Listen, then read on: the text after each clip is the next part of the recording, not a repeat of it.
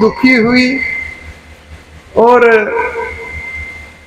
एक श्लोक भगवत गीता में आता है कि पत्रम पुष्पम फलम तोयम यो में भक्तिया प्रच्छति तदा अहम भक्ति परत असनामी प्रत्यात्मना। भगवान कहते हैं कि मुझे कोई धन की आवश्यकता नहीं है, कोई संपत्ति मुझे नहीं चाहिए। आप मुझे प्रेम से जो हर व्यक्ति कर सकता है, पुष्प फूल यहाँ तक कि जल अर्पण कीजिए, केवल जल। तो यही कि अगर कोई फल के रूप में अपनी कुछ कमाई भगवान के लिए, भक्तों के लिए अपना कोई प्रसाद जीवों को खिलाए, भोग लगा करके प्रभुपाद जी का बुक डिस्ट्रीब्यूशन करे, अगर किसी के पास धन है तो बहुत प्रसन्न भगवान होते हैं, क्योंकि उसने अपनी कमाई में से उसको किया है। तो ये दान दीजिए। फिर जल के रूप में आंखों की 2 बूंद कभी भगवान को अर्पण कर दीजिए, अकेले में बैठ करके नाम लेते हुए, कोई भगवान की लीलाओं का दर्शन करते हुए। जैसे चित्रकेतु की ही लीला है, ये सुनाई जा रही है। तो इस प्रकार से भगवान बहुत प्रसन्न होते हैं कि जीव ने अपने आप को समर्पित कर दिया। नहीं तो इस जगत में रोने के अलावा और कोई काम नहीं। हम अपने परिवार के लिए रोते रहते हैं, सुख संपत्ति हमारे पास ठहरती नहीं है, चली जाती। इसका विशेष कारण है कि हमने पहले भी भजन नहीं किया है और अब की बार भी इस मनुष्य योनि को हम ऐसे ही गंवा रहे हैं। एक बार गिरने के बाद अगर भगवान के कंप्यूटर में फीड हो गए तो ऑटोमेटिकली एक योनि से दूसरी योनि में जाते रहेंगे। पता नहीं ये मनुष्य योनि कब मिलेगी, ये ग्रंथ बता रहा है। क्योंकि हर योनि में पाप होता रहता है, एक के बाद दूसरा, दूसरे के बाद तीसरा। कितनी योनियां हैं, कितने कष्ट हैं। कोई भी उन योनियों में जाना नहीं चाहेगा, लेकिन हम लोग उसमें रह करके आए हैं। हमको याद नहीं है, हमें गर्भ की स्थिति याद नहीं है, हमने वहां पर कितना कष्ट सहन किया है। लेकिन अगर हम उसको देखते हुए भगवान से अपने आप को जोड़ लें तो ये कष्ट नहीं आएंगे। क्यों? यद गत्वा न निवर्तन्ते तद्धाम परमम्। मैं ऐसे भक्त को इस लोक में भेजता नहीं। कुशाम किले कांत ध्यान। इस जगत में मैं अपने जिन्होंने मुझ में बुद्धि लगा दिया है, एकांत निष्ठ जो भक्त बन गए हैं मेरे, उनको मैं इस लोक में नहीं भेजता हूँ। रसातल में, स्वर्ग लोक भी नहीं देता, क्योंकि ये सब इनमें कष्ट ही कष्ट है, इनमें सुख नहीं है, दुख ही दुख है। कुछ भोग है उच्च कोटि के मिल जाते हैं, लेकिन उसके बाद फिर इसी जगत में आना पड़ता है। क्षीणे पुण्य मृत्यु लोकम विशंति। इसलिए भगवान से ऐसे जोड़ना है कि निश्चित रूप से अब की बार तो हम भोग ही रहे हैं, आगे से तो अपने कर्म को हम सुधार सकते हैं। तो इस तरह से कीर्तधूति रो रही है, विलाप कर रही है। और अब उसने, जैसे ही राजा को पता लगता है, राजा चित्रकेतु वहां पर नहीं थे, अपने दरबार में थे, तो श्रुत्वा मर्तम पुत्र अलक्षितम विनष्ट दृष्टि परपतन संखलन पथि स्नेहानुबंधे तिया सुचा भर्षम मूर्छितम नु प्रकृति दुजेर वर्ता। श्रुत्वा सुनकर मर्तम पुत्रम, के पुत्र मर गया। जब उसको सूचना पहुंची कि आपका पुत्र मर गया है, तो ये नहीं जानने का प्रयास किया कि क्यों मर गया है, क्या कारण हो गया, तुरंत अंधा हो गया। विनष्ट दृष्टि, उसकी रोशनी चली गई, आंखें अंधी हो गई। और परपतन संखलन पथी, और गिरता पड़ता हुआ अपने घर की तरफ को चलने लगा, अपने पुत्र को देखने के लिए। लेकिन अंधा हो चुका था, उसके बाद भी लड़खड़ाता हुआ घर की तरफ को चल रहा था। स्नेह अनुबंधितया सुचा भर्षम, आध्यात्मिक स्नेह के कारण उसको बहुत बड़ा दुख हुआ। और मूर्छितम नु प्रकृति द्विजर वर्ता, और अपने मंत्रियों से घिरा हुआ था। जब वो गिरने को था तो उसके जो मंत्री थे उन्होंने उसे चारों तरफ से पकड़ लिया। कभी इधर को गिरता था, कभी इधर गिरता था, उसके शरीर में कोई दम नहीं रहा। जो इतना बड़ा राजा था, पुत्र के मरने की खबर को सुनकर ये नहीं जाना कि किस कारण से मरा, बस मरना सुना तो आंखों की रोशनी चली गई, पागल की तरह से हो गया और लड़खड़ाता हुआ अपने पुत्र की तरफ को वो चला। तो इस तरह से स्नेहानुबंधा, बहुत सुंदर शब्द है कि अत्यंत स्नेह के बंधन में बंधा हुआ। अहो माया बलम विष्णु स्नेह बदम मिदम जगता। देखो भगवान की माया को के एक स्नेह के बंधन से पूरे जगत को बांध दिया है। हम सब लोग बंधे हुए हैं, इस स्नेह के कारण ही बंधे हुए हैं, अपने परिवार से बंधे हुए हैं। ये कश्यप मुनि की पत्नी मूर्छित होकर के बड़े बड़े ऋषि, बड़े अदिति, कितने ऊंचे पद पर थी, कश्यप मुनि की पत्नी थी, वो भी इस बंधन में बंधी हुई थी। जब बलि महाराज ने स्वर्ग लोक पर कब्जा कर लिया, उस समय वो अपने पुत्रों की स्थिति को देख करके स्नेह के कारण ना स्नान करना, ना कुछ और कुछ खाना, मूर्छित अवस्था में पड़ी हुई थी। कश्यप मुनि आए और देख करके कहने लगे, हे भद्रे, कैसी तुम्हारी स्थिति है? क्या तुमने किसी अतिथि का सत्कार नहीं किया या यज्ञ में ठीक से आहुति नहीं दी? क्या यज्ञ संपन्न नहीं हो पाया है, इस कारण तुम्हारी यह दशा हुई है? नहीं नहीं, हे भद्र स्वामी, मेरी ये स्थिति नहीं है, मेरे पुत्रों का राज्य छीन लिया गया, इसलिए मेरी ये स्थिति है। उसी समय कश्यप मुनि कहते हैं कि देखिए भगवान की जो माया है वो कितनी प्रबल है। ये सब आसक्ति जो हमारी है ये माया के कारण है। और देवी हयोसा गुणमयी माया दुरुत्या मामेम ये परपदंते माया में तांतरंती थे। भगवान कहते हैं मेरी माया शक्ति अत्यंत बलवान है, अत्यंत शक्तिशाली है, उससे पार पाना कठिन है, लेकिन जो मेरी शरण ग्रहण करेगा वो उसको पार कर। यहाँ तक कहा गया है कि अगर कोई भगवान की शरण ग्रहण करता है तो माया उसके लिए रास्ता छोड़ देती है। जैसे अगर कोई मछली पकड़ने वाला मछुआरा जाल फेंकता है तो अगर कोई मछली उस मछुआरे की चरणों की शरण ले ले तो वो जाल में नहीं फंसेगी, वो बच जाए। इसीलिए जो भगवान की शरण लेते हैं वो इस माया की चपेट में नहीं आते। जबकि दुरत्या है अर्थात इससे पार पाना असंभव है, तो इसके लिए एक यही साधन कलयुग में बताया गया है और बहुत आसान साधन है। भगवान की प्राप्ति भी होती है, माया से छुटकारा होता है और आगे के लोगों को भी हम सुधार देते हैं। हरे कृष्णा कृष्णा कृष्णा हरे राम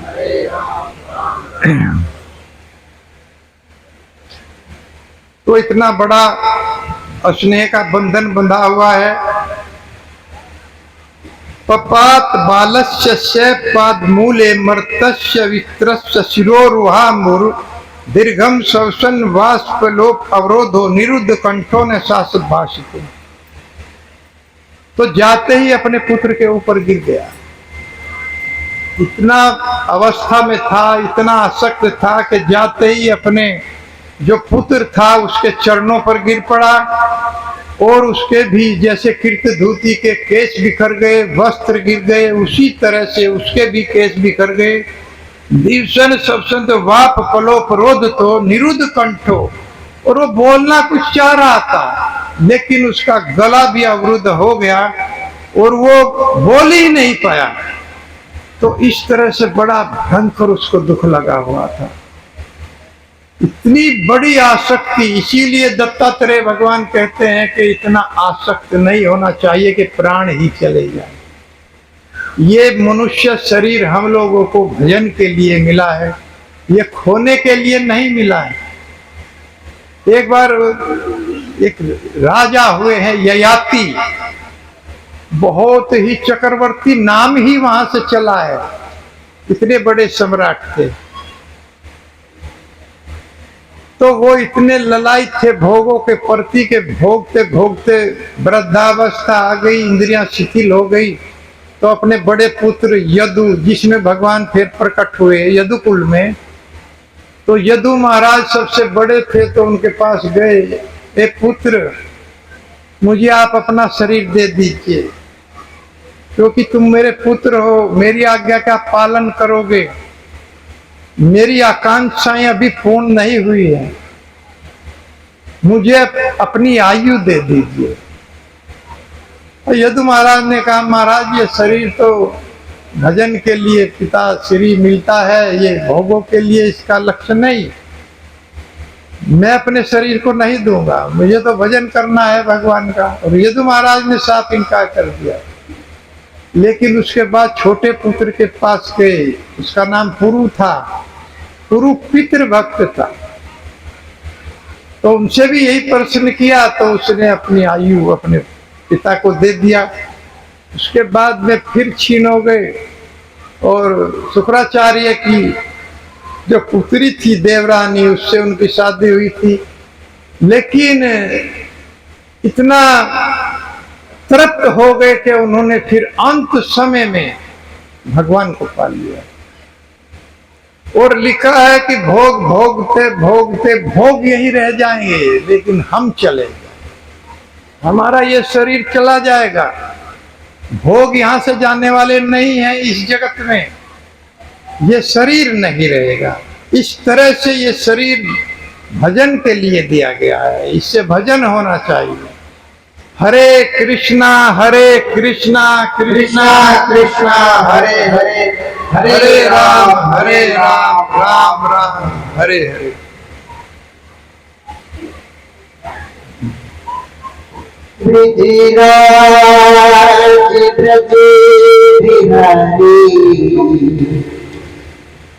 गोपाल बंसी। हे विधाता, तुम तो अति मूर्ख हो, बालिशा बच्चों जैसी बुद्धि।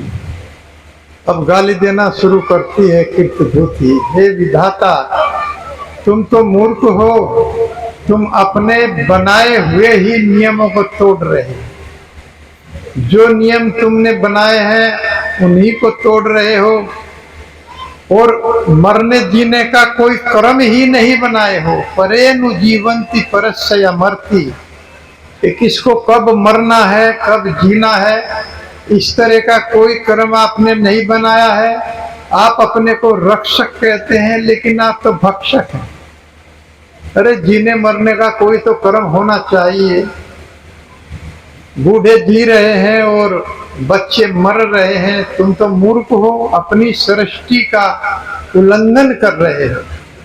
अर्थात या कोई जैसे एज रखनी चाहिए कि कोई 70 साल से पहले नहीं मरेगा या 80 साल से पहले नहीं मरेगा, ऐसा नियम आपको बनाना चाहिए।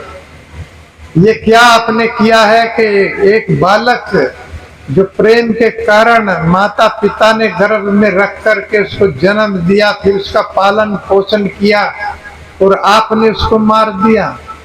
आप तो इस जगत के सबसे बड़े शत्रु, जीवों के सबसे बड़े शत्रु आप जो भगवत गीता में कहते हैं कि सुहृद सर्वभूतानां ज्ञात्वा मां शान्तिमिच्छति, इनमें सब जीवों का सुहृद हूँ, मित्र हूँ, कल्याण चाहता हूँ, और जो मुझे इस रूप में जानता है वही शांति को प्राप्त करेगा। क्या शांति आप लोग दे रहे हैं? हे भगवान, आपने क्या शांति दिया? हमारे पुत्र को हमसे जुदा कर दिया।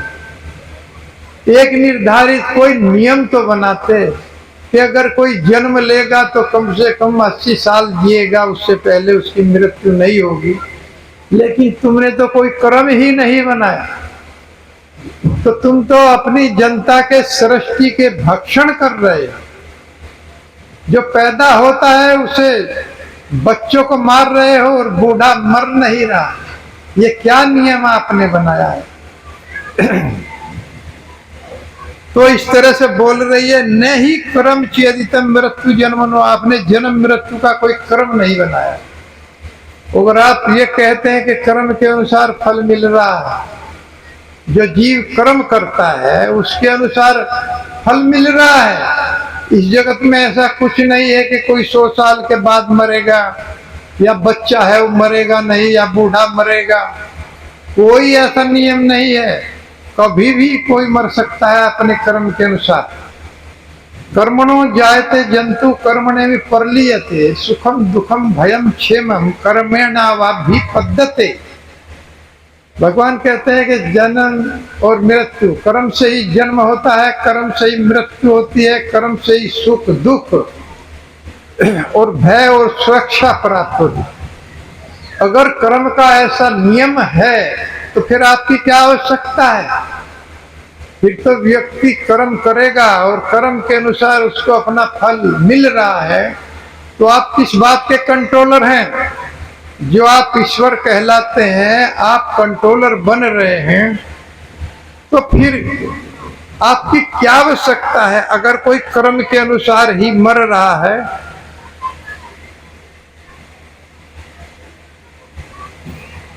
तो इसकी क्या आवश्यकता है? तो यहाँ पर प्रभुपाद जी अपने इस परपट में लिखते हैं कि कर्माणि निर्दहति किंतु च भक्ति भजाम गोविंदम आदि पुरुषम तम अहम भजा। ब्रह्म संहिता में ब्रह्मा जी ने वर्णन किया है कि कर्म की बारियों को सामान्यतः जीव नहीं समझ पाता। मनुष्य कर्म की इतनी बारीकियां हैं कि उनको जान ही नहीं पाए।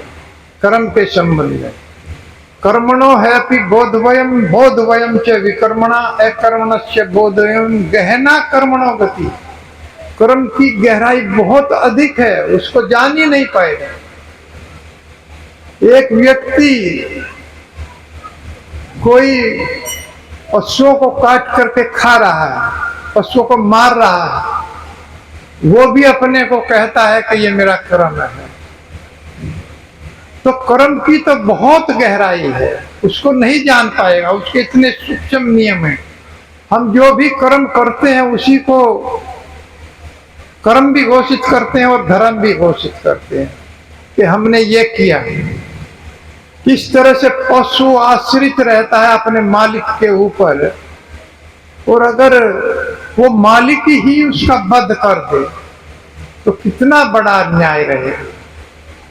एक बार महाराज जी बता रहे थे कि मैं ट्रेन में सफर कर रहा था, तो एक मुसलमान एक बकरे को लेकर के आया ट्रेन के अंदर, मेरे सामने ही बैठ गया। तो बकरा इतना उससे प्रेम कर रहा था, कभी उसको चाटता था, कभी सींग से खिलाट करता था, अपनी गर्दन उससे रगड़ता था। तो वो व्यक्ति कहने लगा, अरे इतना प्रेम मुझ में मत दिखाओ, आज शाम को ही मुझे तुमको काटना है, कहीं मेरे हाथ से छुरी ना छूट जाए। तो इतना बड़ा धोखा जीव के साथ किया जाता है। उसको पालते हैं, उसको खिलाते हैं, और समय आने पर उसके ही द्वारा उसका वध कर दिया जाता है, और किस किस तरह से तड़खा करके मारा जाता है। तो बताइए, वो लोग भी कहते हैं कि हम भी अपना कर्म कर रहे हैं। तो बहुत अधिक बारीकियां है। हमने देखा किस तरह से पशुओं को मारा जाता है। जिस पशु को मारना होता है उसको चारा पानी बिल्कुल बंद कर दिया जाता है, उसको कोई चारा नहीं डाला जाता, ना पानी पिलाया जाता है, और वो तड़पता रहता है भूख प्यास से। जब उसमें बिल्कुल उठने की कोई क्षमता नहीं रहती, तड़पता रहता है। किस तरह की जिंदगी है। और उसको छोटे जो जिनको कटरे वगैरह हम कहते हैं, छोटे बछड़े, उनको 2 व्यक्ति उठा करके ले जाते हैं। वो कोई ऐसा है मृत होते हैं, क्योंकि ना पानी दिया गया ना उनको खाना दिया गया, और ले जा करके फिर उस मशीन पर उनको चढ़ाया जाता है। जिस पर उनको काटा जाता है, तो पहले उस पर उनके ऊपर गर्म तपता हुआ पानी उनके ऊपर मशीन के द्वारा छिड़का जाता है, खोला हुआ पानी बिल्कुल उबला हुआ, तो सारी उसकी खाल जल जाती है, अर्थात वो खाल एक तरह से उस मांस को छोड़ देती है। जिंदा रहता है तब तक पशु, और फिर मशीन के द्वारा ही उसकी खाल को खींच लिया जाता है, उतार दिया जाता है सारी खाल, तब तक भी जिंदा रहता है। कितनी तड़प होती होगी, कितना कष्ट होता होगा, और उसके बाद उसको काट करके मांस को पैक कर दिया जाता है, जिसको मनुष्य खाता है। कितना बड़ा धोखा है। क्या हम लोग चाहेंगे कि कभी ऐसी योनि हमको मिले जिसमें हमारे साथ ये व्यवहार किया जाए? निश्चित मिली होगी, या भजन नहीं करेंगे तो आगे भी ऐसी योनि मिल सकती। बड़े कष्ट हैं, बहुत बहुत। इस तरह से जिंदा पशु की, भागवतम में कहा गया है कि इससे बड़ा और धोखा नहीं है। जो पशु अपने विश्वास करता है और उसी के साथ ही धोखा किया जाए, एक दिन उसको मार दिया जाता है। अच्छी अच्छी वस्तुएं खिलाई जाती हैं और घोषणा किया जाता है कि हम धर्म के लिए ये सब कर रहे हैं। क्या ये धर्म है, क्या ये कर्म है, इससे पहचान नहीं हो पाती है व्यक्ति की कि कितना क्रूर व्यक्ति है। तो त्वम तात निर्हसी च माम कृपणा नाथम, हे मेरे पुत्र तुम कहाँ जा रहे हो? तुम्हारे बिना आज हम अनाथ हो गए हैं।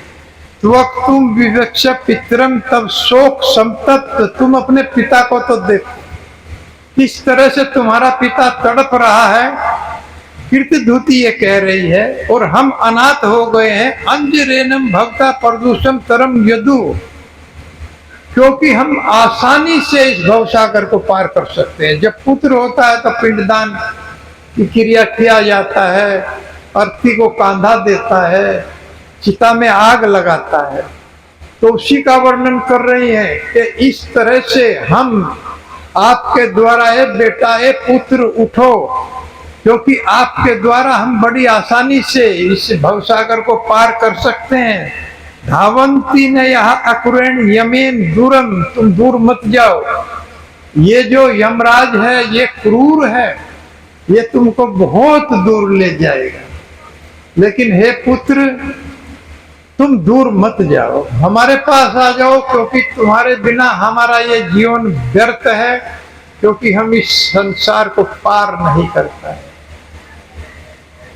पुत्र पिंडदान करता है, लेकिन भक्तों के ऊपर ये लागू नहीं होता है। प्रभुपाद जी ने लिखा है इसमें कि जो भगवान का भजन करते हैं उनके ऊपर ये लागू नहीं होता, क्योंकि किस तरह से वो अपने परिजनों की भी गति कर लेते हैं। मैं एक बार रामपुर में जब मेरी पोस्टिंग थी, तो एक भक्त के घर उसके पिताजी एक्सपायर हो गए, तो उनके घर जाने का मुझे अवसर मिला। उन्होंने बुलाया, क्योंकि वो अपने पिता की अर्थी के साथ कीर्तन करना चाहते थे। तो जब मैं गया, वो भगवत गीता का पाठ कर रहे थे। ज्यादा उम्र नहीं थी, करीब 57 के करीब बता रहे थे कि हमारे पिता की आयु है। तो भगवत गीता का पाठ कर रहे थे, और जब उनकी आरती चली तो उनका पुत्र उस आरती के आगे कीर्तन करता हुआ चल रहा था, और भक्त भी साथ में कीर्तन गा रहे थे। इस तरह से भगवान का कीर्तन होना चाहिए। लेकिन हम लोग हैं कि कहीं कोई भगवान का नाम हो रहा हो तो उसको भी बंद करा देते हैं। अरे भाई, यहाँ पर जो है वो देहांत हो गया है। हमारे यहाँ भगवान का रेडियो में मंदिर पे कीर्तन चलता है, तो कोई घटना हो जाती है उसको बंद करा देते हैं। जबकि उस भक्त को देखिए किस तरह से अपने पिता की अर्थी के आगे हरि नाम गा रहा था, और भक्तों से गाने के लिए कह रहा था। सब गा रहे थे, आगे आगे नृत्य करता हुआ चल रहा था, और पीछे पीछे पिता की अर्थी चल रही। यह है वैष्णव के लक्षण। वो चाहता है कि हमारे पिता भगवत ध्यान को, और मैं रामपुर में पहुंचा तो इतनी अच्छी स्थिति में देख करके हैरान हो गया। वहां पर जहां पर शव यात्रा जा करके अंतिम संस्कार होता है, बड़ा सुंदर सुंदर पार्क बने हुए थे, बड़ी बेंच लगी हुई थी और भगवान शिव के सर से गंगा जी निकल रही थी।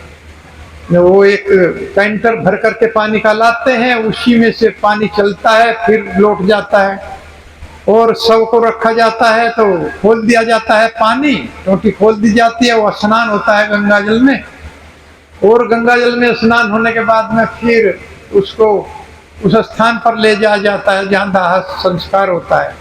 कोई लकड़ी भी घर से लाने की आवश्यकता नहीं है, वहीं पर सब प्रबंध है, बहुत सुंदर व्यवस्था है। वहां पर लिखा है कि ये जो कर्मचारी हैं सब इसी पर आधारित हैं, आप लोग जो चाहे वो दान कर सकते हैं। तो उन दान से उन कर्मचारियों का वेतन चलता है। सब फुलवारी इतना सुंदर स्थान था कि हम तो देख करके दंग रह गए। फिर हमारे यहाँ का भी जो चेयरमैन है, अब की बार भी वो हो गया, उसने इतना सुंदर स्थान बनाया, हमारे यहाँ से लोग देखने आते। ये हम देखते हैं गांव में कहीं कहीं तो बहुत गंदा स्थान होता है, जहां शव यात्रा दाह संस्कार होता है, जहां हमारी अंतिम यात्रा होती है, वो स्थान तो बहुत सुंदर होना चाहिए। उस स्थान के लिए पता नहीं, हमने यहाँ का स्थान नहीं देखा कैसा है, लेकिन अगर प्रधान जी भी यहाँ बैठे हैं तो उस स्थान को वास्तव में बहुत सुंदर बनाना चाहिए, जो एक दिन हमको भी उस स्थान पर जाना है और सरकारी पैसा है तो ऐसे स्थान पर लगाना चाहिए। और उस स्थान पर हमारे यहाँ जो कोई बाहर से कोई मेहमान आ जाता है तो देखने के लिए जाते हैं शमशान में कि कितना सुंदर स्थान बना है। यमराज जी का भी स्वरूप है, भगवान शिव की मूर्ति लगी हुई है और सब कई स्थान बने हुए हैं, सब टंकी वंकी सब बहुत सुंदर स्थान बना है। तो जब भी वहां पर लोग जाते हैं तो पूछते हैं किसने बनवाया। सुरेंद्र सिंह चेयरमैन थे, हम कहते हैं भैया सुरेंद्र सिंह चेयरमैन ने बनवाया, तो उनको याद किया जाता। अगर प्रधान जी यहाँ शमशान को बहुत ही सुंदर बना देंगे तो लोग जब भी जाएंगे तो पूछेंगे ये किसने बनाया और प्रधान जी को याद किया जाएगा जो उसको बना देंगे। तो इस तरह से ऐसे स्थानों को सुंदर बनाना चाहिए जहां हमारा अंतिम सफर होता है और इसी से अंतिम सफर की तैयारी हो जाती है। अंतिम सफर की तैयारी हम लोग को करनी चाहिए, क्योंकि इस जगत में भी हम कोई कहीं भी जाते हैं किसी भी स्थान पर तो हम तैयारी करते हैं। अगर हमें यहाँ से 2 दिन के लिए दिल्ली जाना पड़े तो उसकी भी तैयारी करते हैं। 2 दिन के लिए हम अपना सामान रखेंगे, 2 जोड़ी कपड़े रखेंगे और जो आवश्यक सामग्री है वो उसमें रखेंगे, तैयारी करके तब चलते। लेकिन अंतिम सफर की हम कोई तैयारी नहीं करते, उसको छोड़ देते। ये हरि नाम संकीर्तन अंतिम सफर है। हरे कृष्णा कृष्णा कृष्णा हरे हरे, हरे राम राम राम। ये अंतिम सफर की तैयारी है, उसकी कोई तैयारी नहीं करता है, भक्त लोग तैयारी करते हैं। एक बार एक राजा के यहाँ बहुत बड़े बड़े ज्ञानी विद्वान सभा में थे, तो उसने कहा भैया एक मूर्ख की भी आवश्यकता है, क्योंकि दुख की पहचान सुख की पहचान तभी होती है जब दुख का पता चले। रात्रि के बाद दिन आता है, तो उसी तरह से मूर्ख अगर होगा तो ज्ञानियों की पहचान होगी। जहां सब ज्ञानी होंगे मूर्ख नहीं होगा तो कौन जाने। तो इसलिए उन्होंने कहा भाई सभा में एक मूर्ख होना चाहिए। तो इसके लिए उन्होंने मंत्री से कहा मंत्री एक मूर्ख को पकड़ कर लाओ। तो वो गए, उन्होंने देखा एक पेड़ की डाल पर एक व्यक्ति बैठा हुआ था और उसी डाल को काट रहा था। तो उन्होंने कहा भैया, उन्होंने कहा कि ये मूर्ख है, बड़ा मूर्ख है, जिस डाल पर बैठा है उसको ही काट रहा है। उन्होंने कहा नीचे उतर के आओ। तो उसने कहा मैं नीचे ही आने का साधन बना रहा। अरे ये तो और बड़ा मूर्ख है, यानी इसको जानकारी है कि डाल कटते ही नीचे आ जाऊंगा। कालिदास को तो ये जानकारी नहीं थी।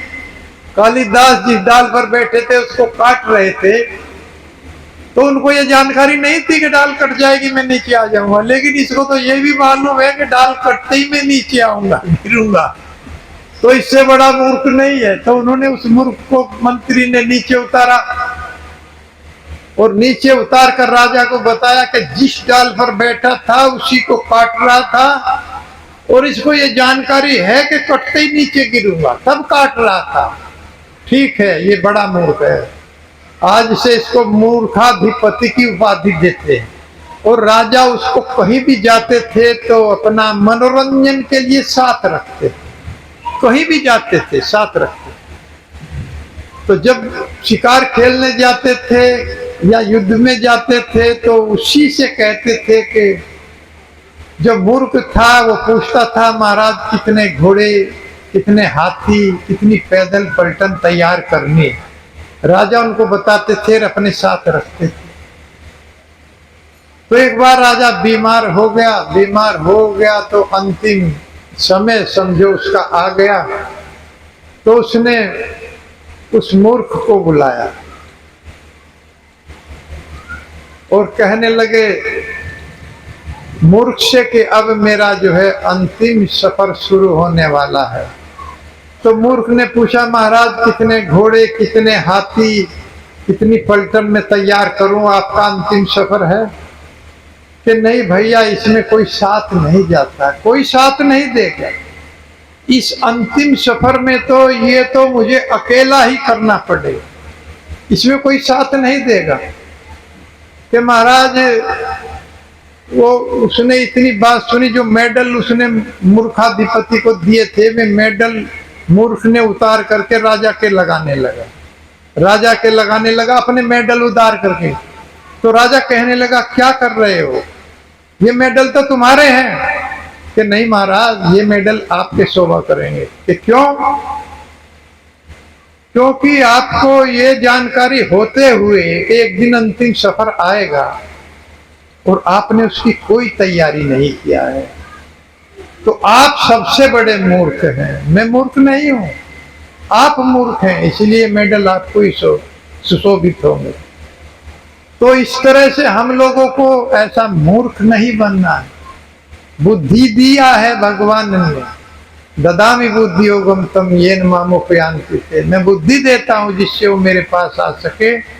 तो हमें अपनी ये तैयारी प्रारंभ करनी है। जो नहीं कर रहे हैं, भक्त लोग तो कर रहे हैं, लेकिन जो नहीं कर रहे हैं तो उनको भी ये तैयारी करनी है। हरे कृष्णा कृष्णा कृष्णा कृष्णा हरे हरे, हरे राम राम राम। चली जा रही है उम्र धीरे